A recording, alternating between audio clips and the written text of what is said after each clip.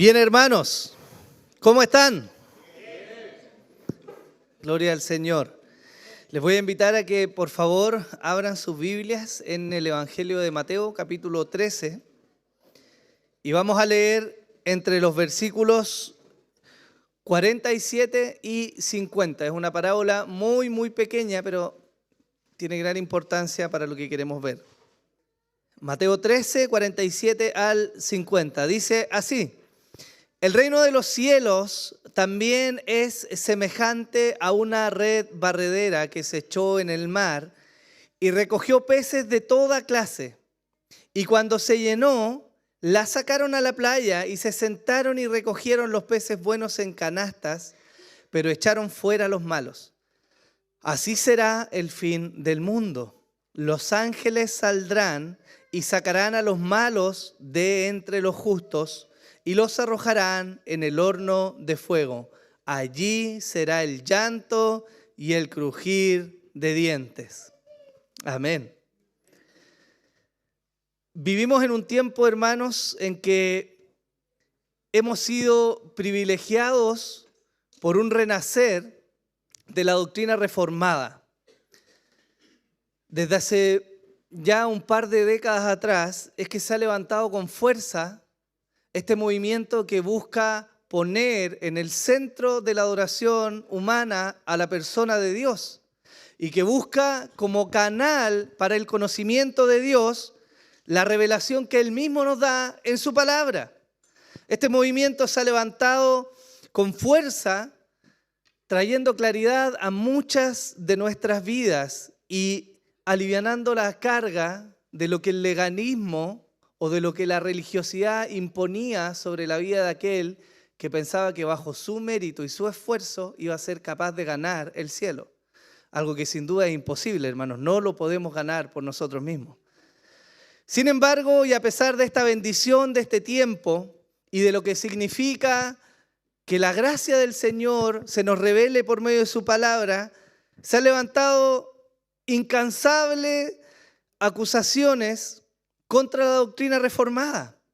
Y una de las más comunes es que el movimiento reformado presenta a un Dios egoísta que solo está interesado en sus escogidos sin tener cuidado del resto del mundo. Pero no puedo sino decir, hermanos, que es una vil mentira aquello, porque la Escritura nos evidencia que el cuidado de Dios se extiende mucho más allá de sus escogidos a todo el mundo mediante lo que llamamos gracia común. Esta parábola en particular nos está mostrando precisamente aquello. La parábola no nos dice que el pescador o que esta red vino y sacó solo aquellos peces escogidos, sino que se extiende sobre el océano y atrapa toda clase de peces y los trae a la orilla. Si bien la figura al final de la parábola es un destino terrible para aquellos que no han sido escogidos, la verdad es que el mensaje se predica de manera universal. Y es algo de lo que la parábola nos está hablando el día de hoy y es lo primero que quiero mencionar. Como aclaración para la parábola y como hemos venido diciendo, creo que en todas las enseñanzas de parábolas, este tipo de literatura en particular busca transmitir una y solo una enseñanza central. Esa enseñanza central tiene que ver con la ilustración de una figura conocida y cotidiana. Yo no sé si entre nosotros habrá algún pescador hoy día.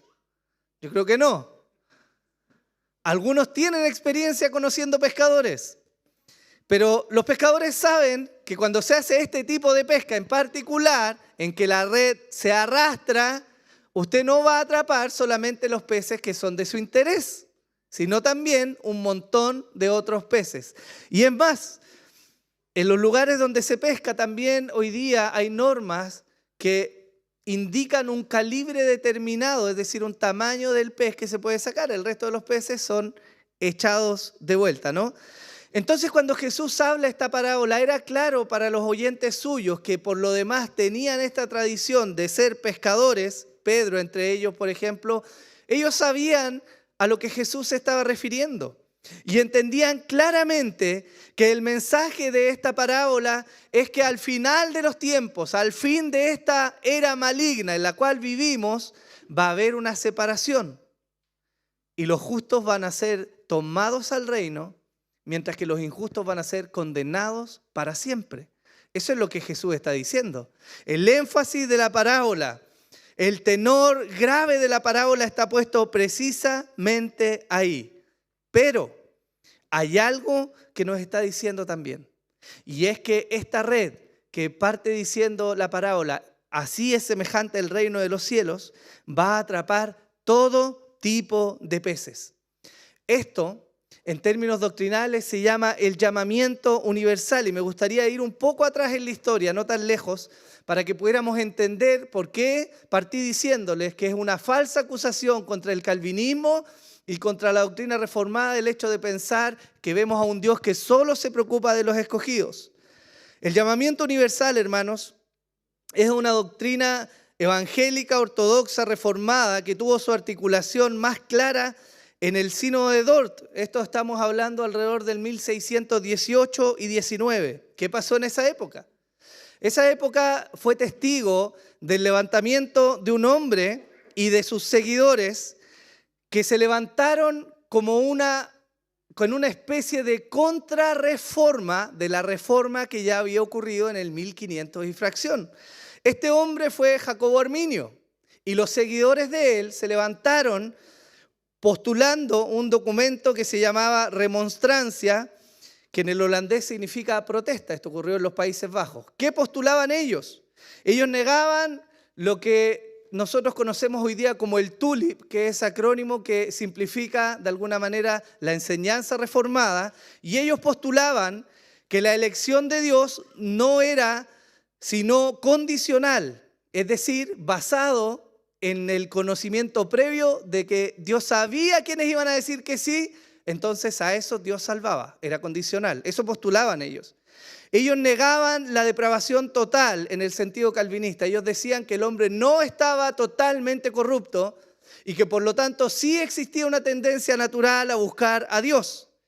Ellos afirmaban una gracia resistible, es decir, ellos decían que el hombre podía ser llamado por Dios, pero el hombre podía rechazar ese llamado de gracia y por lo tanto perder la salvación.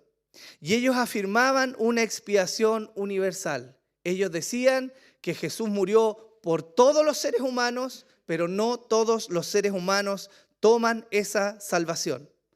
Estas enseñanzas son claramente contrarias a lo que la Reforma impulsó y a lo que Lutero, Calvino y otros reformadores enseñaron. Cuando esta doctrina comenzó a difundirse por los seguidores de Jacobo Arminio, la Iglesia Ortodoxa Reformada vio un peligro en esta clase de enseñanza. ¿Y qué hicieron ellos? Llamaron a lo que se conoce como el Sínodo de Dort en el 1618. Asistieron iglesias de Países Bajos, Inglaterra, Alemania, Suiza y Escocia. Precisamente los lugares que de alguna manera fueron la cuna de la doctrina reformada. Como fruto de ese trabajo salió un documento que se llama Los Cánones de Dort, que tiene precisamente esta aclaración respecto a este movimiento. Y ahí nace lo que nosotros conocemos como el TULIP, que es el acrónimo que en inglés significa tulipán, ¿cierto? Y que de alguna manera condensa estas doctrinas reformadas que plantean la depravación total, es decir, el hombre no está enfermo por el pecado, no está un poco contaminado, el hombre está hasta la médula contaminado con el pecado. Vemos también la elección incondicional. Es decir, que cuando Dios ha llamado a salvación, no lo hizo previendo una respuesta, ni lo hizo mirando algo en aquel que salva, sino que de manera libre y sin injerencia, Él ha decidido salvar. Vemos la expiación limitada, que quiere decir que a pesar de que su sacrificio pudo haber sido suficiente para todos los hombres, solo murió por los escogidos. Y la Escritura es clara, que los que el Padre llamó, esos van a ser salvos. También vemos la gracia irresistible, que es esta doctrina que nos enseña que aquellos a quienes el Señor ha llamado, en un llamamiento eficaz. Aquellos a quienes Dios ha abierto sus ojos, es imposible que no respondan al llamado del Evangelio. Y vemos por último la enseñanza que se llama perseverancia de los santos, que quiere decir que Dios está activamente involucrado en sostener, guardar, levantar y cuidar la salvación de su pueblo, de manera tal que no hay forma en que los elegidos lleguen a perderse, porque Dios sostiene sus vidas. Uno de los puntos claves en este sínodo, hermanos, fue que a la luz de la enseñanza de las iglesias que se reunieron en el sínodo de Dort, se clarificó lo que se conoce como el llamamiento universal. Esta doctrina que buscó exponer cómo los reformados realmente creemos que Dios de manera honesta y sincera está llamando a todos los seres humanos al arrepentimiento. Y esto quedó expresado en los documentos históricos. En los cánones de Dort, en el capítulo 2, artículo 5, se nos dice así: existe además la promesa del Evangelio de que todo aquel que crea en el Cristo crucificado no se pierda, sino que tenga vida eterna. Promesa que sin distinción debe ser anunciada y proclamada con mandato de conversión y de fe a todos los pueblos y personas a los que Dios, según su beneplácito, envía su Evangelio. Estos hermanos que eran acusados de que su doctrina promovía un sesgo de no anunciar el Evangelio y de no ver una gracia común sobre los hombres, postularon que por el contrario, Dios manda a su pueblo a predicar a toda nación, en todo lugar y en todo tiempo un mensaje sincero de arrepentimiento y fe en Jesús.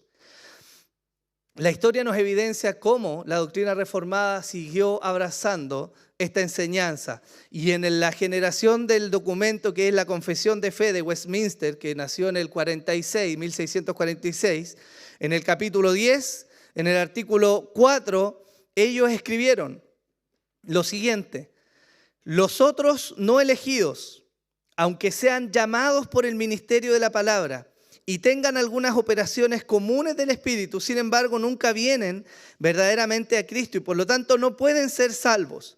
Mucho menos pueden los hombres que no profesan la religión cristiana ser salvos de otra manera, aun cuando sean diligentes en ajustar sus vidas a la luz de la naturaleza y la ley de la religión que profesan. Y el afirmar y sostener que lo pueden lograr así es muy pernicioso y detestable.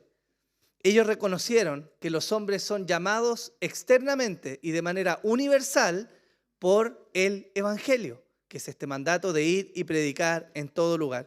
Y finalmente, hermanos, para nosotros, los que somos bautistas reformados, en la segunda confesión de fe de Londres, en el capítulo 10 del llamamiento eficaz, en el artículo 4, dice así: otros que no son escogidos, aunque sean llamados por el ministerio de la palabra, este es el llamamiento universal, y tengan algunas de las operaciones comunes del Espíritu, como no son eficazmente traídos por el Padre, no quieren ni pueden acudir verdaderamente a Cristo y por lo tanto no pueden ser salvos.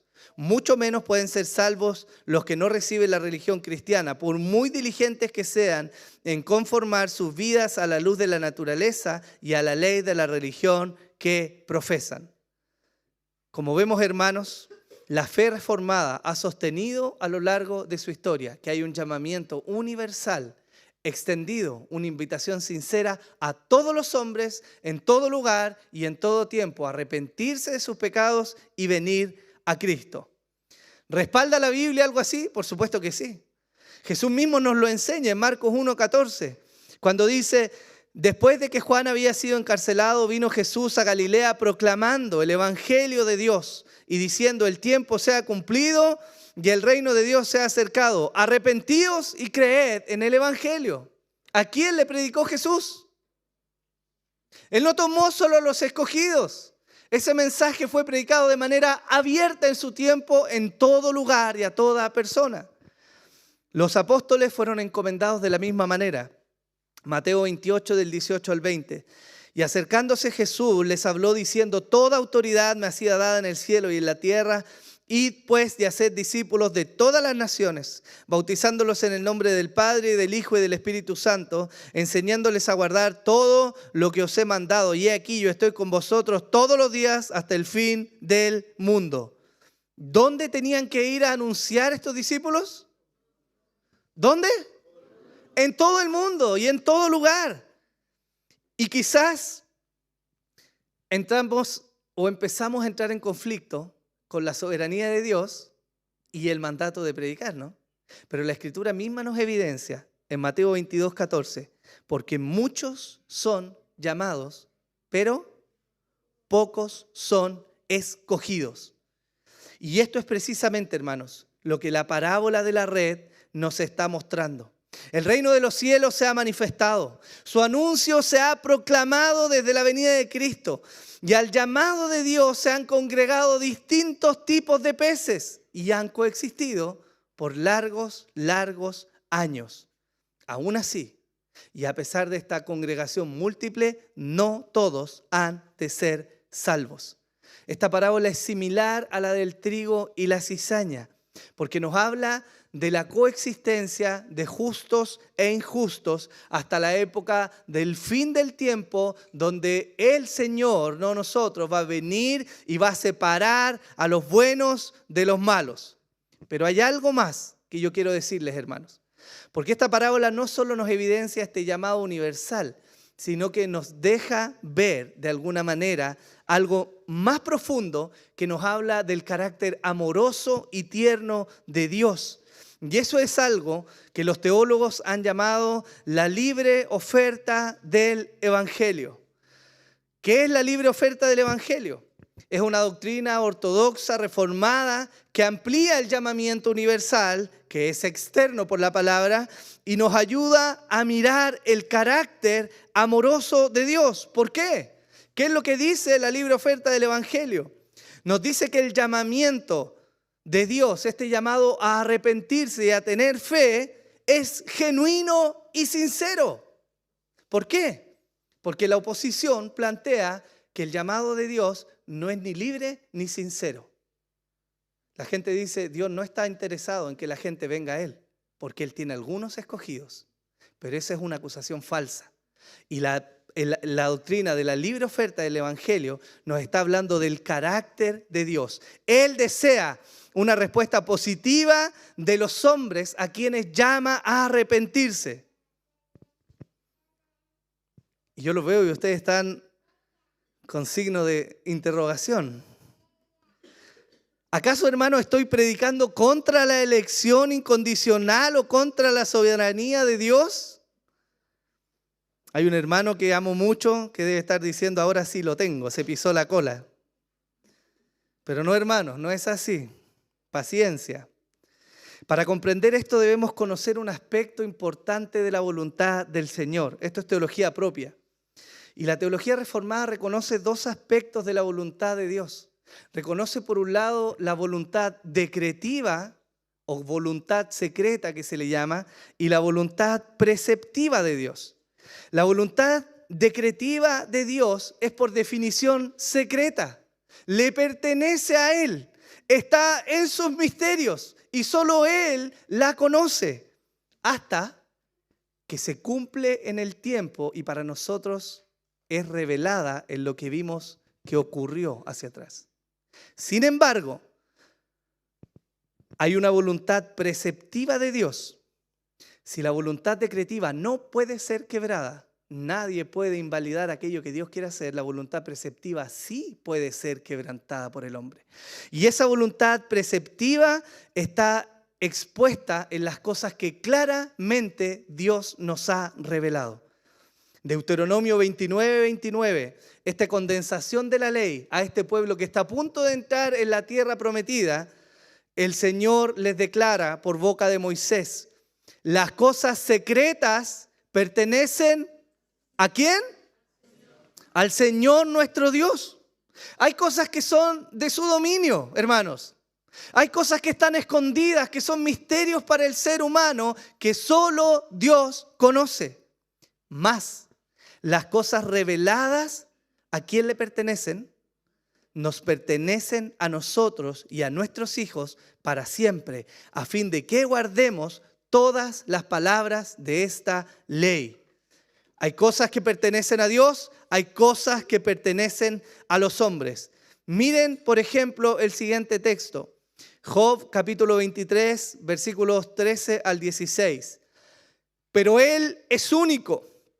¿Y quién le hará cambiar? Lo que desea su alma, eso hace. Porque Él hace lo que está determinado para mí. Y muchos decretos como estos hay en Él. Por tanto, me espantaría ante su presencia cuando lo pienso. Siento terror de Él. Es Dios el que ha hecho desmayar mi corazón y el Todopoderoso el que me ha perturbado. Esa es una declaración de Job. El salmista escribe en el Salmo 135, versículo 6, todo cuanto el Señor quiere, lo hace. En los cielos y en la tierra, en los mares y en todos los abismos. La voluntad decretiva de Dios no puede ser quebrada. No va a ser torcida ni manipulada. Dios va a hacer lo que Él en su decreto secreto quiera hacer.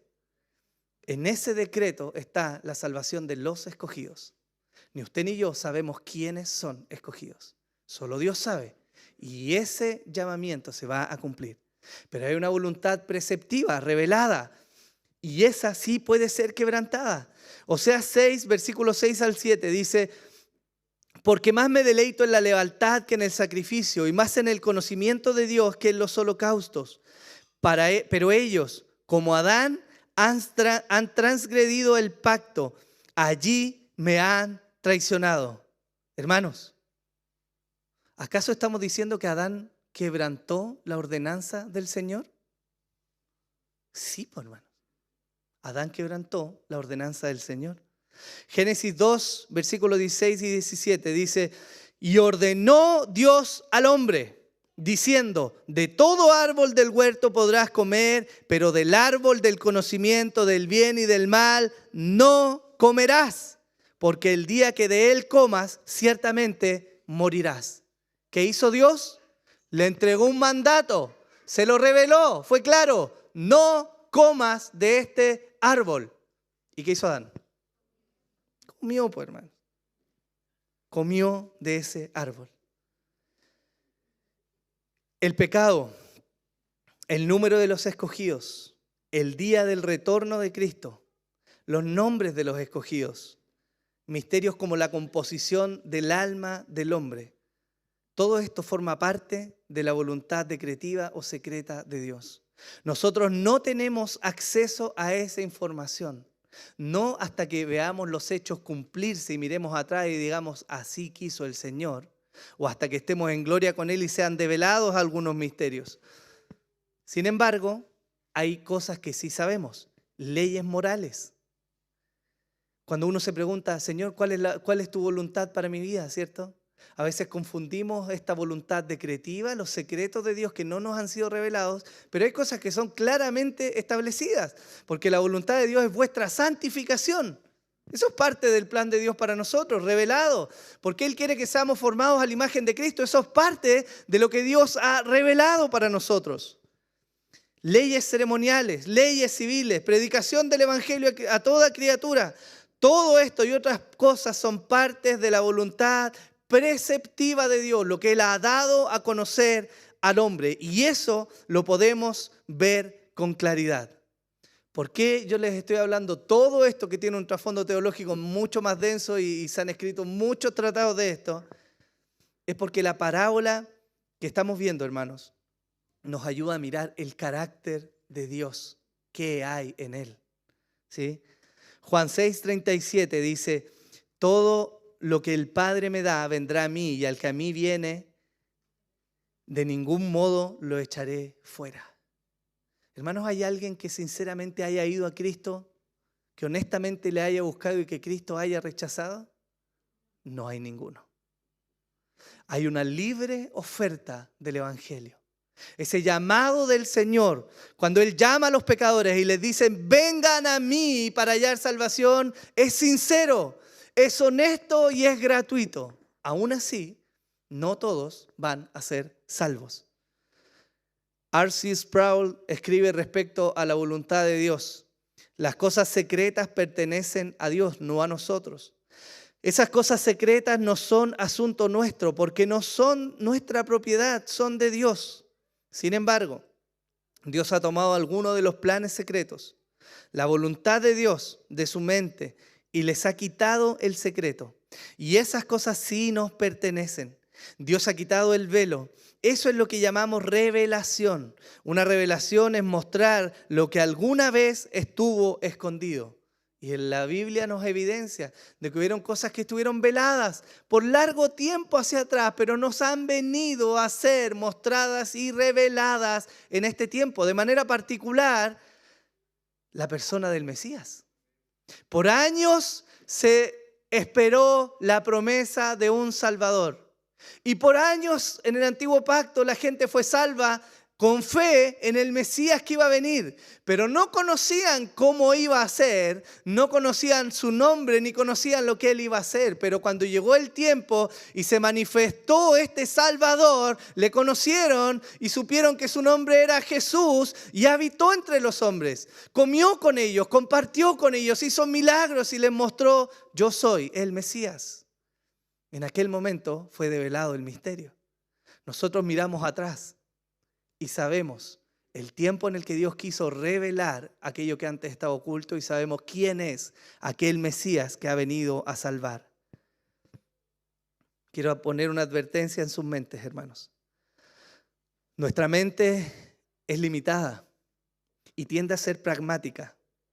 Y en ese pragmatismo tiende a pensar: si Dios ha elegido a unos para salvación, entonces es imposible que ame a seres humanos que se perderán.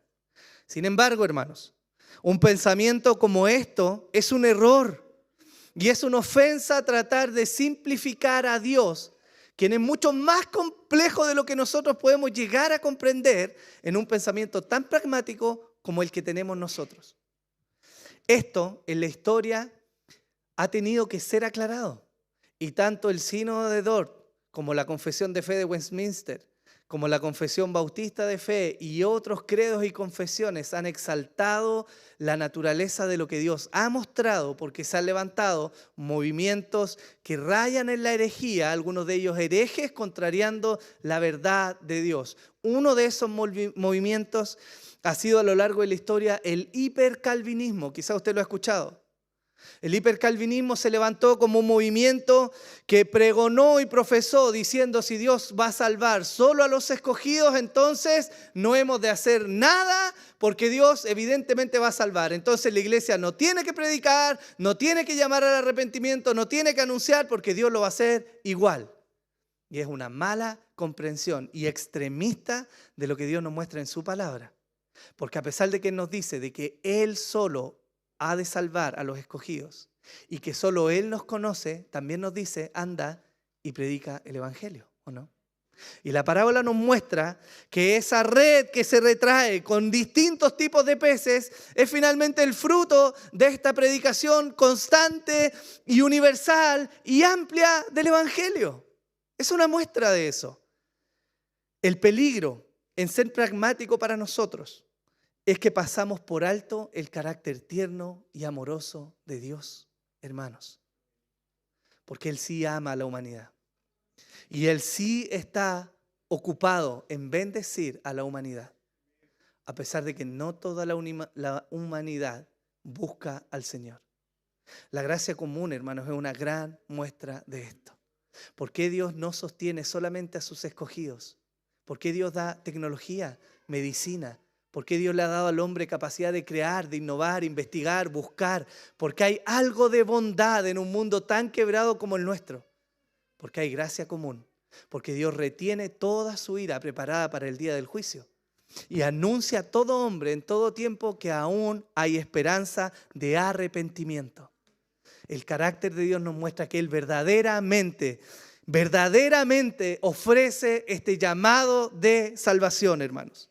No está en nuestra mente decir: no voy a predicar, no voy a anunciar, porque al final Dios va a llamar así. No, hermanos, hemos de anunciar, hemos de predicar, de abrir la boca, de mostrar la grandeza de Dios delante de los hombres, porque Él quiere salvar ¿A quién va a salvar? Es un asunto escondido en su perfecta y secreta voluntad, no en la nuestra. Amén. Ciertamente podemos decir, hermanos, Él es Dios y no nosotros. Y gloria a Él por eso. Ahora, esto tiene una implicancia que vemos en la parábola. Y es que si este ofrecimiento es gratuito y es sincero, algunos teólogos y algunos hermanos, como Sam, él escribió un libro de esto, lo llaman la bienintencionada libre oferta del Evangelio, haciendo referencia a que verdaderamente Dios desea, Dios ofrece sinceramente esta salvación para todos. Pero el rechazo a esto implica o demanda la conclusión final de la parábola.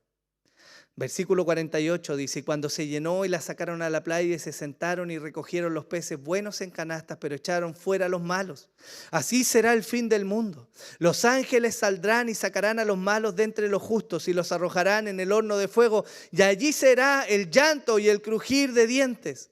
Si este libre llamado, si este ofrecimiento en el cual el mismo Dios se encarna y va a morir en una cruz, sujetado a servidumbre bajo su creación, si este llamado es genuino y el hombre lo rechaza, entonces la consecuencia necesaria es que haya condenación para aquellos que rechazaron. No puede ser de otra manera. El justo juicio de Dios es mostrado en esta parábola. Tanto su amor y su benevolencia, como su juicio y su ira, son características de quién es Dios. Y no podemos tomar una dejando la otra de lado. Todo eso es Dios. Santiago 1, versículos 13 y 14 dice así: que nadie diga cuando es tentado, soy tentado por Dios. Porque Dios no puede ser tentado por el mal y Él mismo no tienta a nadie, sino que cada uno es tentado cuando es llevado y seducido por su propia pasión. Entonces, ojo con pensar y decir, entonces si Dios no escogió es su culpa porque Él no ha escogido. Hay misterios respecto a cómo obra el pecado que están escondidos en Dios. Pero lo evidente para todo ser humano es que somos absolutamente responsables de nuestro pecado. Somos responsables, hermanos. Pablo escribe en Romanos capítulo 3, como está escrito, no hay justo ni aún uno. No hay quien entienda, no hay quien busque a Dios. Todos se han desviado y aún se hicieron inútiles. No hay quien haga lo bueno, no hay ni siquiera uno. Sepulcro abierto es su garganta. Engañan de continuo con su lengua. Veneno de serpientes hay bajo sus labios. Llena está su boca de maldición y amargura. Sus pies son veloces para derramar sangre. Destrucción y miseria hay en sus caminos. Y la senda de paz no han conocido. No hay temor de Dios delante de sus ojos. Esa es una descripción que el apóstol está haciendo de la condición del ser humano. Hermanos, ¿acaso alguien le enseñó a usted a mentir para que usted mintiera? ¿Acaso alguien le pone una pistola en la cabeza y le dice, mira eso que no tienes que mirar? ¿Acaso cuando usted elige en su corazón mentir y no declarar la verdad, está siendo amenazado para hacerlo? Nosotros elegimos de nuestra voluntad hacer el mal. Por lo tanto, como bien dice Santiago y como muestra Pablo y como la Biblia nos evidencia, Dios no es en este sentido el autor del pecado. Esta separación de los peces nos muestra, hermanos, el carácter justo de Dios. En su misericordia ha querido salvar a algunos y en su justicia ha querido condenar a aquellos que justamente merecen ser condenados. Mateo 7, 20 al 23. Así que por sus frutos los conoceréis. No todo el que me dice, Señor, Señor, entrará al reino de los cielos, sino el que hace la voluntad de mi Padre que está en los cielos. Muchos me dirán en aquel día, Señor, Señor, ¿no profetizamos en tu nombre? Y en tu nombre echamos fuera demonios, y en tu nombre hicimos muchos milagros. Y entonces le declararé, jamás os conocí, apartados de mí, los que practicáis la iniquidad. La parábola nos muestra, hermanos, que aquel día ciertamente va a llegar. El fin de la era traerá un gran juicio. Y el mismo Dios que ha extendido salvación para nosotros ha de condenar a los pecadores que no se han arrepentido. Jesús advirtió fervientemente en su ministerio terrenal acerca de las terribles consecuencias de rechazar a Dios, de aquellos que no abracen su salvación. Y esto es una realidad terrible, pero real, hermanos. Aquel día no va a haber más tiempo. En aquel día no van a haber más oportunidades.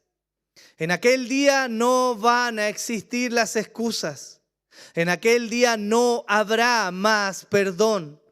En aquel día se van a acabar las concesiones, hermanos. Aquel día va a ser terrible, tal como lo enseñó Jesús. Un lloro y un crujir de dientes como nunca antes se ha visto para la raza humana. Esta es una advertencia para todos nosotros el día de hoy, hermanos. No sea que pensemos que porque aquel tiempo no ha llegado aún, Dios se ha olvidado de aquel día. Segunda de Pedro, capítulo 3, versículos 10 al 13, dice: pero el día del Señor vendrá como ladrón, en el cual los cielos pasarán con gran estruendo y los elementos serán destruidos con fuego intenso, y la tierra y las obras que hay en ella serán quemadas. Puesto que todas estas cosas han de ser destruidas de esta manera, ¿qué clase de personas no debéis ser vosotros en santa conducta y en piedad, esperando y apresurando la venida del día de Dios, en el cual los cielos serán destruidos por fuego y los elementos se fundirán con intenso calor? Pero según su promesa, nosotros esperamos nuevos cielos y nueva tierra, en los cuales mora la justicia. Mi recomendación, hermanos, para nosotros el día de hoy, es que si tu confianza está en cualquier cosa que no sea profundamente Jesús, te arrepientas de todo corazón y clames por el socorro divino. Él gratuitamente y libremente ha ofrecido salvar a todos los que van a Él. Y ese llamado sigue siendo tan real hoy día. ¿Qué queda para los escogidos? Romanos 3, 21 en adelante. Pero ahora, aparte de la ley, la justicia de Dios ha sido manifestada, atestiguada por la ley y los profetas, es decir, la justicia de Dios por medio de la fe en Jesucristo, para todos los que creen, porque no hay distinción, por cuanto todos pecaron y no alcanzaron la gloria de Dios, siendo justificados gratuitamente por su gracia, por medio de la redención que es en Cristo Jesús, a quien Dios exhibió públicamente como propiciación por su sangre a través de la fe, como demostración de su justicia, porque en su tolerancia Dios pasó por alto los pecados cometidos anteriormente. ¿Para qué, hermanos? ¿Para qué? Este es el carácter de Dios, para demostrar en este tiempo su justicia, a fin de que Él sea justo y sea el que justifica al que tiene fe en Jesús. ¿Dónde está pues la jactancia? Queda excluida. ¿Por cuál ley? ¿La de las obras? No, sino por la ley de la fe. Porque concluimos que el hombre es justificado por la fe, aparte de las obras de la ley. ¿Qué demanda Dios de nosotros? Fe en Jesús. Fe en aquel que siendo Dios se encarnó y fue traspasado por manos de hombres. Fe en aquel que es poderoso para presentarse delante de Dios como la única ofrenda santa y necesaria por siempre. Fe en aquel que murió una vez, hermanos, solo una vez y para siempre, y que invita a todo hombre en todo lugar a que venga a Él en arrepentimiento y esperanza de salvación. Ese es el Evangelio. Gloria al Señor, hermanos, por su amorosa y maravillosa salvación en Jesús. Hermanos, un último recordatorio. No tenemos de qué jactarnos el día de hoy. No tenemos ningún mérito por el cual enaltecernos. No hay nada intrínsecamente valioso en nosotros mismos. No somos mejores que otros. Y ciertamente no somos más que aquellos que se pierden. En la gracia del Señor, hermanos, reflejada en la obra de Jesús. Solo eso y nada más lo que nos ha traído a salvación. Y quizás para alguno de ustedes haya gratitud en su corazón respecto a la obra que el Señor hizo. Y yo le invito a que si es así, entonces pueda alabar al Señor con todo su corazón. Mas si en este día usted mira de lejos aquel llamado y piensa y se enreda quizás en los secretos del Señor, mi consejo es que acuda al Señor, sinceramente. Él no va a rechazar a los que vienen a Él sinceramente buscando salvación. Y este puede ser un día de salvación para usted.